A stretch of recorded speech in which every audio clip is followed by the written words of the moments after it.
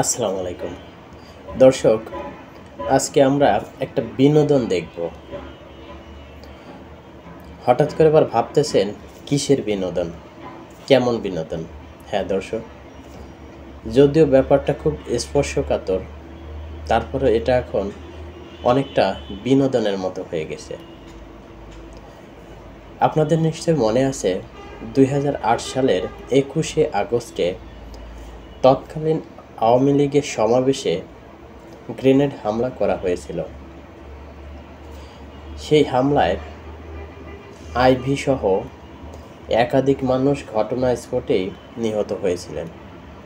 এছাড়া পঙ্গুত্ব বরণ করেছে আরও কয়েকজন মানুষ, আর আহত হয়েছে তো শত শত। সেই গ্রেনেড হামলা মামলায় যত আসামি ছিল তাদের সবাইকে নিঃশর্ত মুক্তি দিয়েছে আজকে আদালত। দর্শক, ইন্টারেস্টিং ব্যাপার হচ্ছে, যারা আসামি ছিল তাদের সবাইকে যেহেতু নিঃশর্ত মুক্তি দেওয়া হয়েছে, অর্থাৎ কেউ এই হামলার সাথে সংশ্লিষ্ট বা জড়িত ছিল না, তাহলে আমার প্রশ্ন হচ্ছে, এই হামলাটা কি মঙ্গল গ্রহ থেকে এলিয়েন এসে করেছিল, নাকি বহির্বিশ্বের কোনো দেশ থেকে এসে এই হামলা করেছিল? দর্শক, এই হচ্ছে আমাদের দেশের বর্তমান বিচার ব্যবস্থা, এই হচ্ছে আমাদের দেশের বর্তমান পারিপার্শ্বিক অবস্থা। দর্শক, এই মামলা বিষয়ক হাইকোর্টের যে রায়, সেটা নিয়ে আইনজীবীরা একটি প্রেস রিলিজ করেছে। চলুন আমরা সেটি দেখে আসি, সাথে একটু বিনোদনও নিয়ে আসি। অনেক দিন আবার বিনোদন পাই না, আশা করি আপনারাও বিনোদন পাবেন। এবং আপিল করেছেন, এবং যারা আপিল করেননি সবাইকে এই মামলা থেকে খালাস দেয়া হয়েছে। আমরা মহান আল্লাহ তাআলার দরবারে শুকরিয়া আদায় করছি, জনাব তারেক রহমান সাহেব আজকের এই রায়ের মাধ্যমে ন্যায় বিচার পেয়েছেন। আজকে প্রমাণিত হয়েছে রাজনৈতিক উদ্দেশ্যে জনাব তারেক রহমান সাহেবকে যে মামলায় সাজা দেওয়া হয়েছিল, সেই মামলায় আইনগতভাবে মোকাবেলার মাধ্যমে তিনি আজকে বেকসুর খালাস পেয়েছেন। আমরা আরেকটা কথা একটু বলতে চাই, তা হলো, প্রথমেই বলেছি, গত 2 দশক যাবৎ এই 21শে আগস্টের মামলাটা বাংলাদেশের রাজনীতিতে ডমিনেট করেছিল এবং সম্পূর্ণভাবে শেখ হাসিনা এবং আওয়ামী লীগের নেতাদের প্রপাগান্ডার শিকার হয়েছিলেন জনাব তারেক রহমান সাহেব। আজকে আমরা এবং দেশবাসী, জাতি মনে করেন আমরা সকলে আজকে ন্যায় বিচার পেয়েছি। তারেক রহমান সাহেবের নামটা এসেছিল, আপনারা জানেন, 4টা চার্জশিট দেওয়া হয়েছিল, 3টা চার্জশিট। ইভেন 111-এর সময় একটা চার্জশিট দেওয়া হয়েছিল, সেই চার্জশিটে তারেক রহমান সাহেবের নাম ছিল না। শেখ হাসিনা ওয়াজেদ যখন ক্ষমতায় আসলেন, তখন আব্দুল কাহার আকন্দকে নিয়োগ করে 4র্থ চার্জশিট দেন। সেই চার্জশিটে রহমান সাহেবকে উদ্দেশ্যে এই মামলায় ইনক্লুড করা হয়। আজকে আমি বলছি, আজকে মহামান্য আদালত এই যে 4র্থ চার্জশিট এবং মুফতি হান্নানের 2য় স্বীকারোক্তিমূলক জবানবন্দির ভিত্তিতে যে চার্জশিটটা দেওয়া হয়, সেই চার্জশিটটা আইন বহির্ভূত ছিল। সিআরপিসি এবং এভিডেন্স অ্যাক্টে এই চার্জশিটের কোনো আইনগত ভিত্তি নাই। তাই এই চার্জশিটে যারা অন্তর্ভুক্ত ছিল তারা এই মামলা থেকে খালাস পেয়েছেন।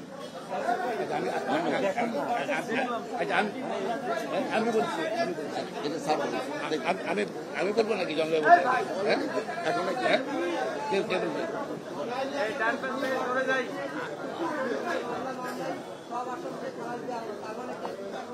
আমি এটা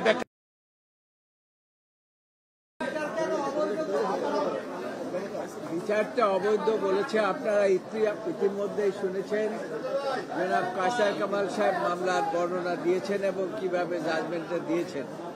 এখানে মূল বিষয়টি আরম্ভ হয়েছে এই যে জনসভার পারমিশন নিয়ে।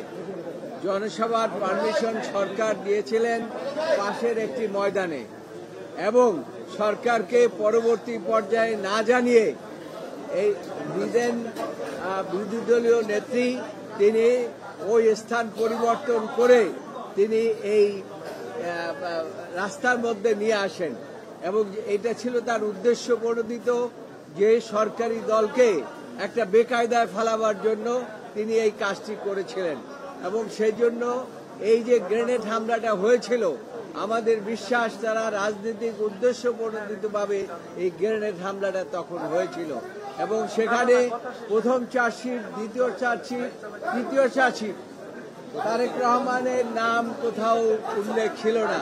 সাবসিকুয়েন্টলি তারেক রহমানকে আব্দুল কাহার আকনকে দিয়ে এই মামলার মধ্যে সম্পৃক্ত করেন এবং সম্পৃক্ত করে তাকে এই মামলায় সাজা দেওয়ার ব্যবস্থা করেন। আদালত সমস্ত সাক্ষী প্রমাণ বিশ্লেষণ করেছে, যদিও এখানে সব আলাপ আলোচনা করেছে এবং সাক্ষী প্রমাণ বিশ্লেষণ করে দেখেছে যে সাক্ষীর উদ্দেশ্যে, যে চার্জশিটের উদ্দেশ্যে তাদেরকে সাজা দেওয়া হয়েছে, এমনকি মৃত্যুদণ্ড দেওয়া হয়েছে, এই মৃত্যুদণ্ড টিকতে পারে না।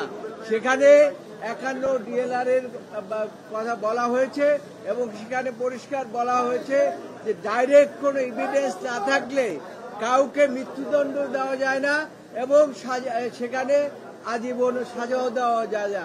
সেই সমস্ত দিক বিচার বিশ্লেষণ করে আদালত মনে করেছে যে এই মামলায় যারা আপিল করেছে এবং যারা আপিল করতে পারে নাই প্রত্যেককেই খালাস দেওয়া প্রয়োজন এবং সেই জন্যই আজকে এই মামলায় এই 21শে আগস্ট গ্রেনেড হামলা যে মামলাটিকে সারা বছর আওয়ামী লীগ সরকার এটাকে ব্যবহার করেছে রাজনৈতিক উদ্দেশ্য প্রণোদিতভাবে। তারা চেয়েছিল যে তারেক রহমানকে এই মামলা দিয়ে চিরজীবন তাকে বাইরে রাখবেন,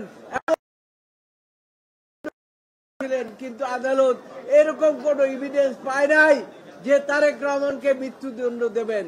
যাই হোক, শেষ পর্যন্ত আপনার বাবরকে এবং পিন্টুকে, আব্দুল সালাম পিন্টুকে মৃত্যুদণ্ড দিয়েছিলেন। আজকে এই জাজমেন্টের মাধ্যমে তাদের সেই মৃত্যুদণ্ড থাকলো না এবং যারা যাবজ্জীবন 19 জনের মৃত্যুদণ্ড এবং সকলকে আদালত মনে করেছে, আদালত বলেছে যে আমি এভিডেন্স গুলো সব পর্যালোচনা করেছি, আমি এখানে উল্লেখ করলাম না, কিন্তু এগুলো জাজমেন্টের মধ্যে আপনারা পাবেন এবং সমস্ত কিছু বিচার বিশ্লেষণ করে আজকে সকলকে বেকসুর খালাস দিয়েছে। ধন্যবাদ। আমি একটু আইনগত দিক আলোচনা করছি, যেটা মাননীয় হাইকোর্ট ডিভিশন যে আইনগত দিক আলোচনা করছে সে শুধু বলতে চাই। প্রথমত হলো যেটা আনপ্রেসিডেন্টেড একটা মামলায় 111 সময় মঈন আহমেদ ফখরুদ্দিন আমলে চার্জশিট দিয়েছে। পরবর্তী আওয়ামী লীগ ক্ষমতা আসার পর নতুন পিপি সাহেব দরখাস্ত দিয়েছে, তার পরিপ্রেক্ষিতে নতুন আইন নিয়োগ করেছে। কাকে নিয়োগ করেছে? আব্দুল কাহার আকান, যিনি যার চাকরি চলে গেছিল বিভিন্ন ক্ষমতার সময়। তিনি আওয়ামী লীগের নমিনেশন চেয়েছিল, দলীয় মনোনয়ন চেয়েছিল সেই সময় এবং এমপি হওয়ার জন্য। তাকে পরে চাকরি পুনর্বহাল করে তাকে তদন্তের দায়িত্ব দিচ্ছে। এখানে তার রাজনৈতিক প্রতিহিংসাতে প্রতিফলিত হয়েছে এবং যে উনি যে মুফতি হান্নানকে 100টা সাক্ষী হওয়ার পরে মুফতি হান্নানকে আবার রিমান্ডে নিল। মুফতি হান্নান আগে কিন্তু 161 করেছিল, সেখানে আসামিদের নাম বলেছে, তাদের নাম বলেছে সেগুলো নাই। সাবসিকুয়েন্টলি মুফতি হান্নানকে আব্দুল কাহার আকান্ত আবার রিমান্ডে নিয়ে 100 সাক্ষীর পরে তাকে আবার রিমান্ডে নিয়ে টর্চার করে তাকে 160 করেছে। সেই 160 পরে তারেক রহমান সহ অনেকের নাম আনিয়েছে। পরবর্তীতে মুফতি হান্নান কোর্টে গিয়ে কোর্টে বলছে যে আমার হাত দেখেন, আমার পা দেখেন, সব ঘুরে ফেলছে আমাকে। শুধু আমি তারেক রহমান সাহেবকে চিনিও না, আমি রাজনীতিকে চিনিও না এবং সেটা প্রপারলি নেওয়া হয়নি, আইন অনুযায়ী নেওয়ার সেটা নেওয়া হয়নি। এছাড়াও আদালত, আমাদের সুপ্রিম কোর্ট, হাইকোর্ট ডিভিশন পর্যবেক্ষণ করছে 50,000 লোক ছিল, একজন সাক্ষীও বলে নাই যে ষড়যন্ত্র হয়েছে হচ্ছে সেই ষড়যন্ত্রকে প্রমাণিত করছে। একজন সাক্ষী বলে নাই যে তারা দেখেছে কে বোমা মারছে এবং সবকিছু বিবেচনা করে this a case of no evidence এবং কোনো সাক্ষী প্রমাণ আইনগত হবে নেওয়া হয় নাই। তার পরিপ্রেক্ষিতে আদালত সকল আসামিকে খালাস দিয়েছে, ইনক্লুডিং যারা আপিল করে নাই তারেক রহমান সহ তাদেরকেও খালাস দিয়েছে। এবং এছাড়া এটা রাজনৈতিক উদ্দেশ্য ছিল। সরকার যেটা বলেছেন আমার সহকর্মীরা, সরকার রাজনৈতিক উদ্দেশ্যে এই মামলাটা নিয়েছিল এবং রাজনৈতিকভাবে এটা বিচার করেছে বলে আজকে আইন কানুন সাক্ষ্য হয় কোনো কিছু ফলো করে নেই। এই জন্য আদালত আমরা ন্যায় বিচার পেয়েছি। সরকারের মূল উদ্দেশ্য ছিল দুইটা, একটা ছিল তো রাজনৈতিক উদ্দেশ্য ছিলই, আর একটি ছিল জিয়া পরিবারকে রাজনীতির থেকে বিদায় করে দেওয়া। এবং সেই জন্য আপনারা জানেন যে বেগম খালেদা জিয়ার বিরুদ্ধে মিথ্যা মামলা দিয়ে তাকে মৃত্যুর মুখে ঠেলে দিয়েছিল এবং পরবর্তীতে এই যে তারেক রহমানের বিরুদ্ধে চার্জশিটের পরে তাকে এই মামলার মধ্যে এনে তাকেও মৃত্যুদণ্ড দিয়ে শেষ করতে চেয়েছিল। অর্থাৎ জিয়া পরিবারকে রাজনীতি থেকে চিরবিদায় ছিল। এই সরকার ছিল প্রতিশোধ পরায়ণ এবং তারা এটাকে ব্যবহার করেছে অস্ত্র। এই যে 21শে আগস্ট গ্রেনেড হামলাটাকে তারা অস্ত্র হিসাবে ব্যবহার করে জিয়া পরিবারকে ধ্বংস করার তাদের হিরো এটা আমি যেটা আইনগত দিক আছে না, এবং সেটা আদালত বুঝতে পেরেছে। আদালত দ্বিতীয় 164 সেটা কোনো আইনগতভাবে গ্রহণ করা হয়নি। এই কারণে এবং সাক্ষ্য প্রমাণ একজন সাক্ষীও আসামিদেরকে দেখে নেই, নাম বলে নেই, এই জন্য খেলা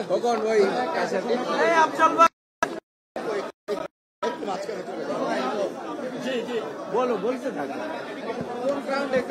দেখুন, আসলে আমাদের লার্নেড অ্যাডভোকেট সাহেবরা বলেছেন এই মামলা 2010 থেকে এই মামলাটা রাজনৈতিকভাবেই এই মামলাটা পরিচালিত হয়েছে এবং এইটা আমাদের বাংলাদেশের রাজনীতির জন্য এই মামলাটা ব্যবহার করা হয়েছে।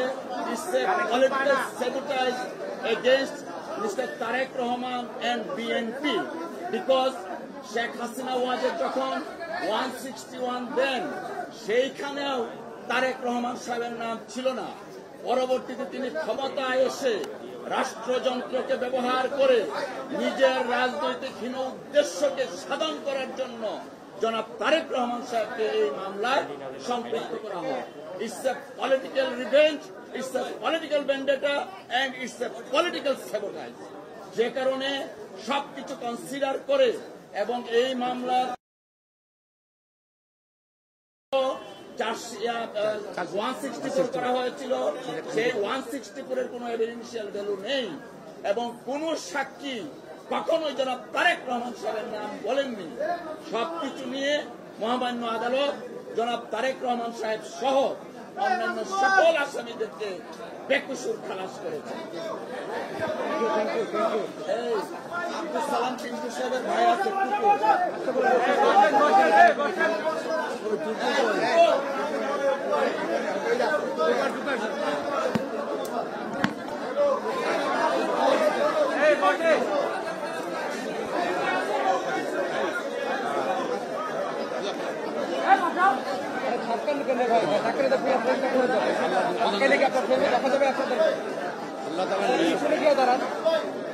আল্লাহ রাব্বুল আলামিনের কাছে শুকরিয়া জ্ঞাপন করছি এবং আমার পরিবার ন্যায় বিচার পেয়েছে।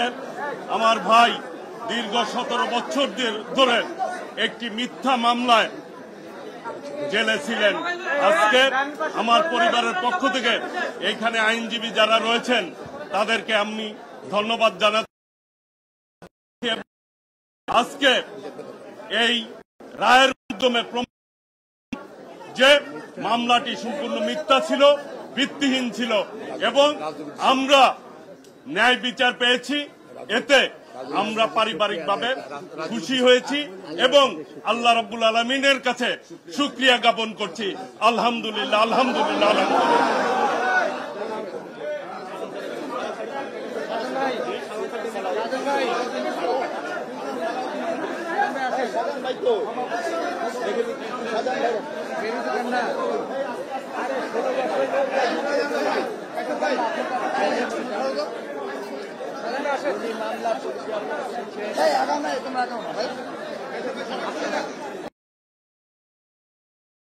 আমরা চলে যাই।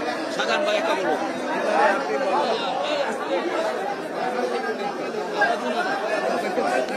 আস্তে আরে ধাক্কা দিচ্ছে।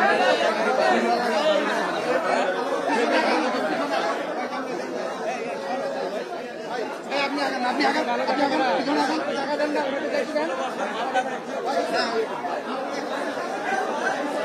যেতে দেন না। ব্যথা পাবে বসেন না, সরে যায় না। আসতে বলো।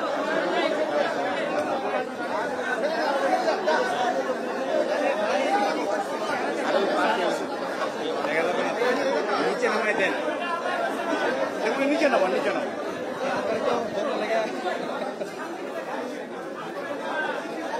চেহারা দেখা যাবে না, নামাই দিলে থামেন তো, প্লিজ থামেন। চেহারা দেখা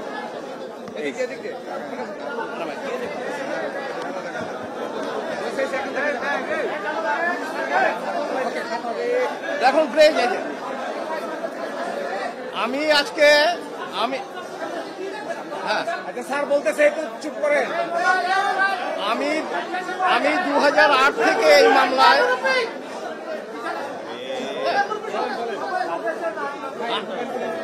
আমি 2008 থেকে এই মামলার পিছনে আছি। প্রথম যখন এই মামলা শুরু হলো সেখান থেকে আজ পর্যন্ত আমি এই গত 16 বছর এই মামলার ডিফেন্সে আমি আর্গুমেন্ট করেছি এবং শেষ পর্যায়ে এসে আমার সৌভাগ্য হয়েছিল সমস্ত আসামিদের জন্য আমি আর্গুমেন্ট করেছি। তো এই মামলায় আমরা মাননীয় আদালতের কাছে হাইকোর্ট ডিভিশনে যেই বেঞ্চে এই মামলাটা আজকে নিষ্পত্তি হলো আমরা কৃতজ্ঞ। আমরা অত্যন্ত আন্তরিকভাবে কোর্টকে আমরা সাধুবাদ জানাই যে আমরা ন্যায় বিচার পেয়েছি। কারণ হলো দুটা দিক, সাক্ষ্য এবং আইন, এই কোনো দিক থেকে এই মামলা প্রমাণিত হয়নি এবং মাননীয় আদালত আজকে তার রায়ে যেটা উল্লেখ করেছেন সেটা হলো যে এই মামলার যে কনফেশনাল স্টেটমেন্ট, এই কনফেশনাল স্টেটমেন্টের উপর ভিত্তি করে অন্য আসামিকে সাজা দেওয়া যায় না এবং একজনের কনফেশনাল স্টেটমেন্টের উপর ভিত্তি করে কখনো 120B of the penal code অর্থাৎ ক্রিমিনাল কনস্পিরেসি যেটা, এটা প্রমাণ করা যায় না। সাক্ষ্য আইনের সেকশন 10 অনুযায়ী anything said done or written এটা ইন্ডিপেন্ডেন্ট হতে হবে এবং এই মুফতি হান্নানের প্রথম কনফেশনের উপর ভিত্তি করে প্রথম চার্জশিট, কাজে প্রথম চার্জশিট যাদের বিরুদ্ধে আনা হয়েছিল তাদের বিরুদ্ধেও আদালত ওই স্বীকারোক্তি ছাড়া আর কোনো এভিডেন্স পাননি। তারপরে দ্বিতীয় চার্জশিট যেটা, যেখানে তারেক রহমান সাহেব সহ অন্যান্য যাদেরকে আনা হলো, লুৎফুজ্জামান বাবর, আরিফ কমিশনার, কাজী কায়কোবাদ এবং অন্যান্য যারা দ্বিতীয় চার্জশিটে, তাদের বেলায়ও দেখা গেছে যে ওই কনফেশনাল স্টেটমেন্ট ছাড়া আর কোনো এভিডেন্স নাই। এখন এই কনফেশনাল স্টেটমেন্ট প্রথম এবং দ্বিতীয় যেটা, এই দুটাই মুফতি হান্নান তার জীবদ্দশায় উনি এটাকে রিট্রাক্ট করে গেছেন। কাজে রিট্রাক্টেড কনফেশন এবং সেটার যদি করবোরেটিভ অন্য কোনো এভিডেন্স না থাকে তাহলে এটার উপর ভিত্তি করে কোনো আসামিকে সাজা দেওয়া যায় না। ইভেন যে আসামি কনফেশন করেছে উনি যদি বেঁচে থাকতো ওনার বেলাও এটা প্রযোজ্য হতো না। আর যেটা আজকে আদালত যেটা বলেছেন সেটা হলো যে সেকেন্ড যে চার্জশিট, এই সেকেন্ড চার্জশিটটা হাইলি ইলিগাল বিকজ সেকেন্ড চার্জশিটের প্রভিশন আমাদের আইনে যেটা আছে সেটা হলো যে অফিসার ইন চার্জ যদি নতুন করে এভিডেন্স পায় তাইলে উনি এই সাপ্লিমেন্টারি চার্জশিট দিতে পারেন। কিন্তু এখানে দেখা যাচ্ছে যে এই সেকেন্ড চার্জশিটটা আসছে হলো আপন a prayer of the learned public prosecutor, উনি একটা দরখাস্ত দেওয়ার পরে এটা মঞ্জুর করেছেন কোর্ট। দ্রুত বিচার আদালত এটা মঞ্জুর করে আবার যখন আপনার ফার্দার ইনভেস্টিগেশনের নামে রিইনভেস্টিগেশনের জন্য পাঠালেন, এই রিইনভেস্টিগেশনের রিপোর্টটা আসার পরে অর্থাৎ সেকেন্ড চার্জশিট আসার পরে সেটা কোনো ম্যাজিস্ট্রেট এটাকে অ্যাকসেপ্ট করেন নাই, না করে সরাসরি এটা সেশন জাজের মেট্রো সেশনে পাঠিয়েছে। উনি 193-তে আপনার কগনিজেন্স নিয়েছেন। আমরা কোর্টকে আইন দেখায় বললাম যে ইউর লর্ডশিপ দেখেন আপনারা, কারণ 191B of the code of criminal প্রসিডিউরে যদি ম্যাজিস্ট্রেট ইনিশিয়াল কগনিজেন্স না নেয়, তাইলে এই কেস আপনার সেশনে বা দায়রা এটা সুপার্দ হতে পারে না। আজকে আদালত তার রায়ে স্পষ্ট এটা উল্লেখ করেছেন যে দ্বিতীয় চার্জশিটটা, যদিও একটা চার্জশিট আসছে, বাট এই চার্জশিটটা আমরা কগনিজেন্সে নিতে পারছি না এই জন্য কারণ এই মামলায় এই সেকেন্ড চার্জশিটের বেলা 191B এটা কমপ্লাই হয় নাই, যার ফলে মহানগর দায়রা জজ যে কগনিজেন্সটা তারেক রহমান সাহেব এবং অন্যান্য দ্বিতীয় চার্জশিটে লুৎফুজ্জামান বাবর, আব্দুল সালাম পিন্টু যাদের বিরুদ্ধে আপনার এই যে দ্বিতীয় চার্জশিট নিলেন, বললেন যে না, এটা হাইলি ইলিগ্যাল এবং it is not tenable in the eye of law. আর প্রথম চার্জশিটে আব্দুল সালাম পিন্টু সাহেব ছিলেন, কিন্তু সেই চার্জশিটটাও অ্যাকসেপ্টেবল না, কারণ হলো যে ওই চার্জশিটে that is also on the basis of the confessional statement of Mufti Hannan which was retracted by him. এবং এটা ছাড়া সবচেয়ে বড় কথা হলো যে 225 জন সাক্ষী, ইনভেস্টিগেটিং অফিসার বাদ দিয়ে, অন্য যারা ম্যাজিস্ট্রেট বাদ দিয়ে একজনও বলে নাই যে আমি দেখলাম অমুকে আপনার এই গ্রেনেডটা মেরেছে, অথবা কারো স্বীকারোক্তিতে এই কথা নাই যে আমি নিজে এই গ্রেনেড মেরেছি অথবা এই গ্রেনেড মারতে আমি কাউকে দেখেছি। কাজে এখানে 302 কার বেলা হবে, সেখানে প্রকৃত খুনি কে সেটা নাই। কাজে আমি বলবো যে 2004-এ এই ঘটনাটা হয়েছে।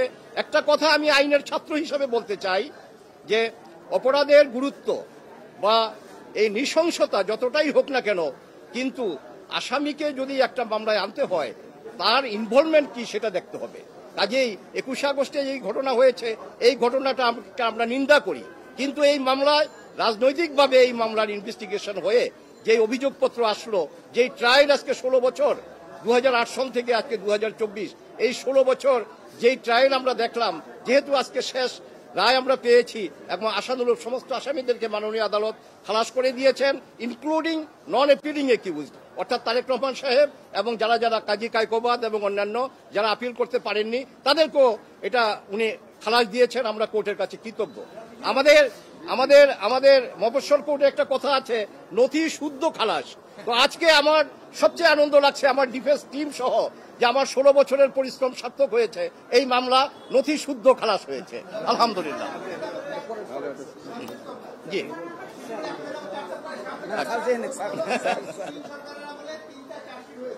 না, দুইটা চার্জশিট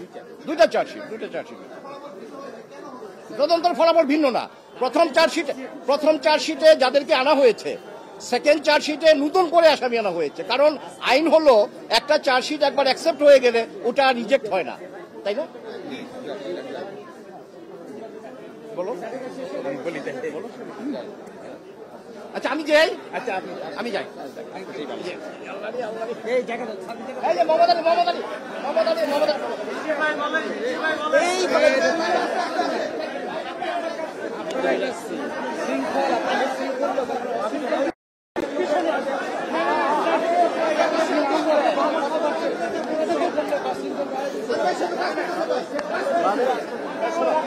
আপনার চেহারা দেখানো জরুরি না ভাই, তার কাজ করার জন্য।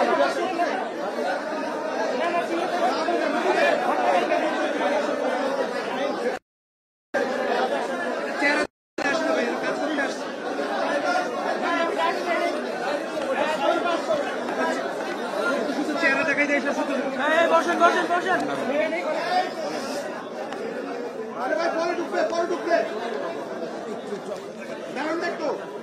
দাঁড়াইতে পারতেছি না পায়ে। জি দুইটা